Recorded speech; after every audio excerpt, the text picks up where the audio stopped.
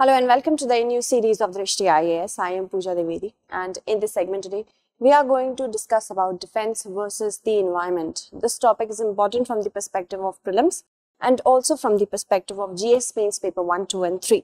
Let's begin with the topics of discussion that we are going to look at step by step. These are the different topics that we are going to discuss, starting with the news. Now, we are going to talk about what is the entire case with respect to environment versus defense.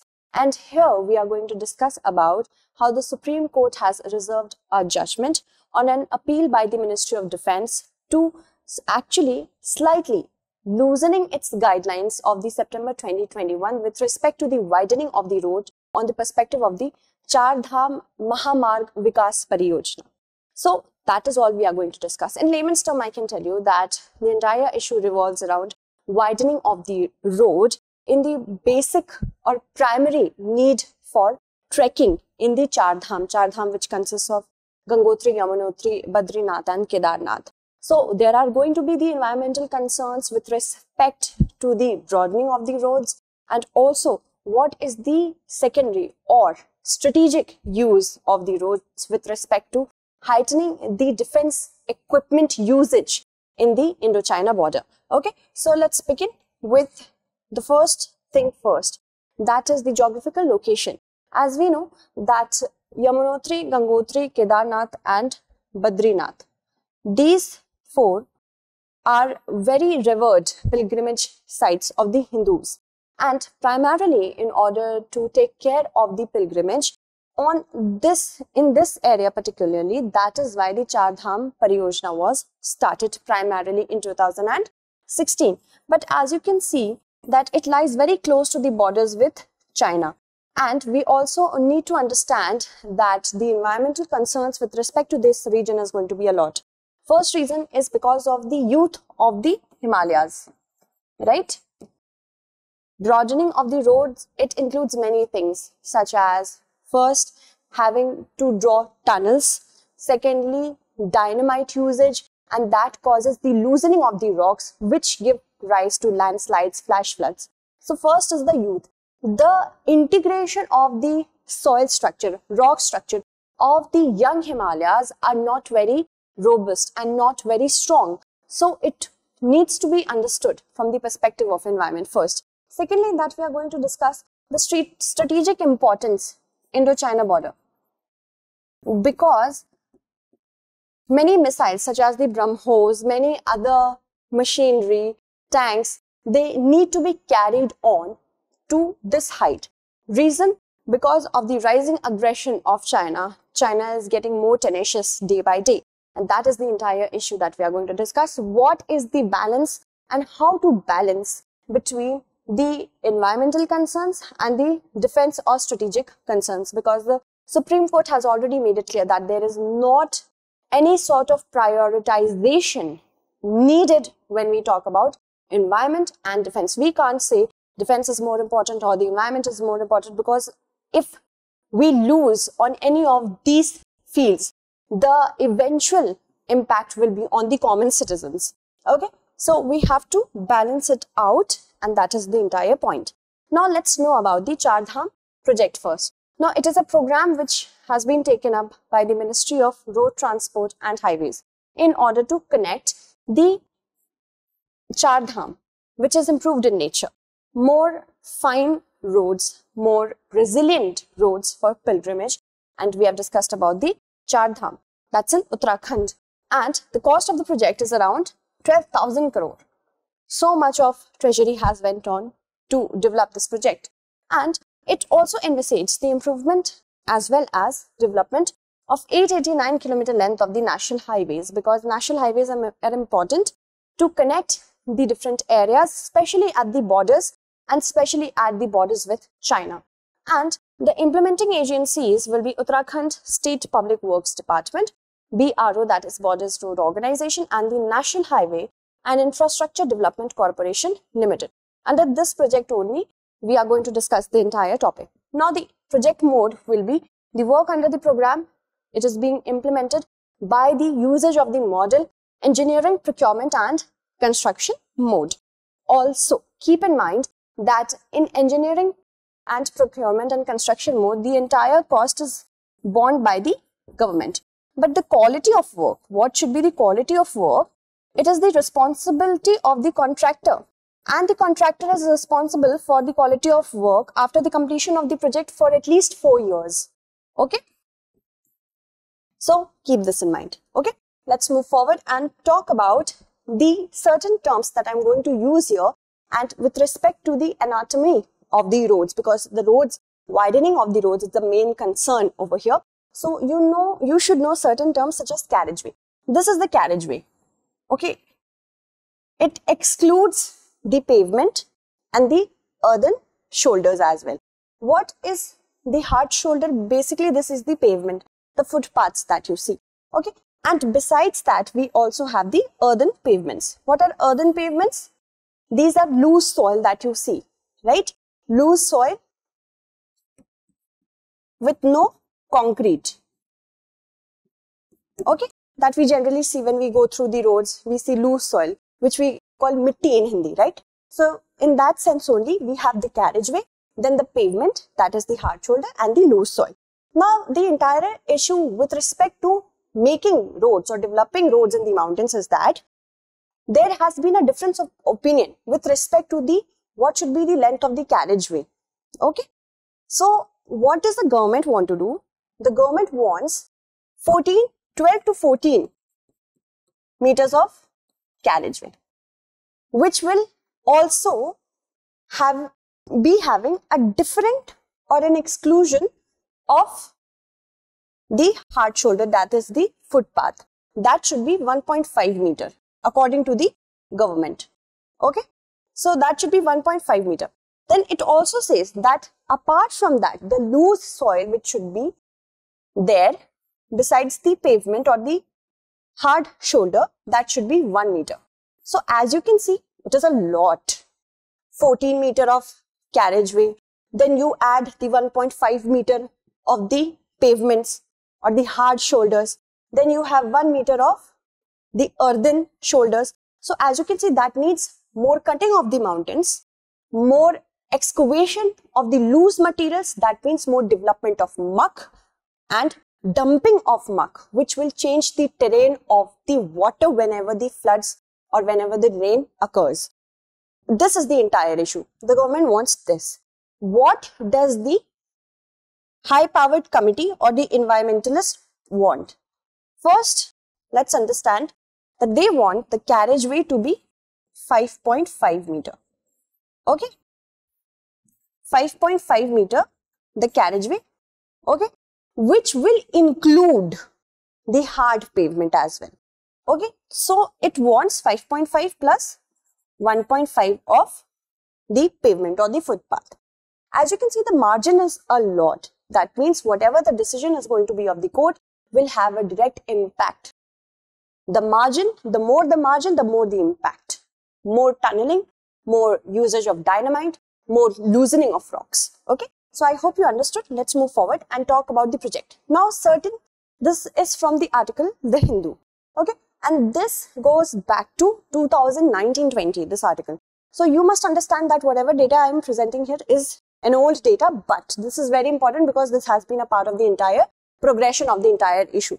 So as you can see, environmental concerns that have been highlighted by the National Green Tribunal have been that many sites of the mountain slopes along the Chaardham highways have become unstable. First, and critical landslip zones have been activated. This year itself, we saw so many landslides claiming lives of innocent people who went on tourism after the second wave of the pandemic. It claimed the lives of so many people. So we should understand the importance of resilient as well as sustainable infrastructure in the mountains. Also, there have been flash floods in Alaknanda Valley and Bhagirathi Valley and earthquakes, right? That means these are young fold mountains. They should not be treated as they are so hard enough as the old fold mountains that they can carry on with this unsustainable infrastructure development. Also, road widening activity is the major trigger. That is what is happening while connecting for pilgrimage primarily. Okay, and cutting off trees are loosening the soil. That means whenever the rains occur, the soil will turn the entire scenario of loosening itself, as there are no roots to catch them, they will create landslides, and that will cause a lot of issue to the to the people who are living there, to the residents, as well as to the tourists and also the army. Let's move on and talk about the entire issue with respect to defense and environment. First is that Chinese threat dominance has increased after the many standoffs that have been occurring between India and China. Pangong Tso Lake, we have to talk about here, which has an access from Himachal Pradesh, Uttarakhand and to Ladakh. We can go. Uttarakhand specifically and Himachal Pradesh specifically are very important. Then also we should talk about the Doklam standoff and many other important valleys which have their connection through Uttarakhand. We have to talk about that. Now, first thing that we have to understand here, that since the very beginning it was being supported as a developmental project for pilgrimage. But recently it has garnered the support of the Ministry of Defense in saying that it is strategically also very important because of the aggression, tenacious and aggressive nature of China with respect to expansionism. And that is why we have to talk about landslides as well, because there has been an instance. And what does the Ministry of Defense want? A double lane road which should have a carriageway width of 7 meters. This was the case of the Ministry of Defense, or 7.5 meters in case there is a raised curve with 8 to 10 meter formation width to meet the requirement of the army. Now, army needs to mobilize its troops, army needs to mobilize many other materials such as the BrahMos missile if there is a need, if it comes to war. What if it does? Because volatility has increased in the contemporary world. And now here we also have to draw our attention towards the landslides that have occurred because of the unsustainable nature of the development there. That is, 3 valleys in the Pithoragarh situated close to China border. These were cut off due to the landslides for 2 months. Now here unsustainability has resulted in inefficiency. As you can see, more troop mobilization, what should be the balance between versus destabilization of the environment. Now here, a disaster resilient road is much more important, not only for the residents or the environment, but for the army itself. Now the Ministry of Defense is saying that if we mobilize and carry BrahMos missile, if anything happens, the army will take care. So the army needs to have its priorities straight, either to fight the environmental issues or to fight the Chinese aggression. So that is what the Supreme Court is saying, balance it out.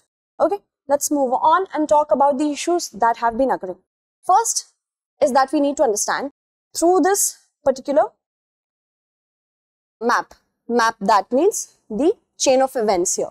So just we have discussed about how the PM laid the foundation of the Chaardham Pariyojana in 2016, and he also said that this is dedicated to those who have been martyred because of the landslides and the natural disasters which are occurring there, especially flash floods. Now in 2018, what happened? That the NGO by the name of Citizens for Green Dune, they have challenged the project on the widening of the roads. They have challenged it, and after that a high-powered committee was formed in 2019 by the Supreme Court under the chairmanship of the environmentalist Ravi Chopra. Now there were discussions with respect to the widening of the roads which I discussed. So the margin was minority versus majority. Only 4 people recommended that there should be the widening of roads of the carriageway of 5.5 meter.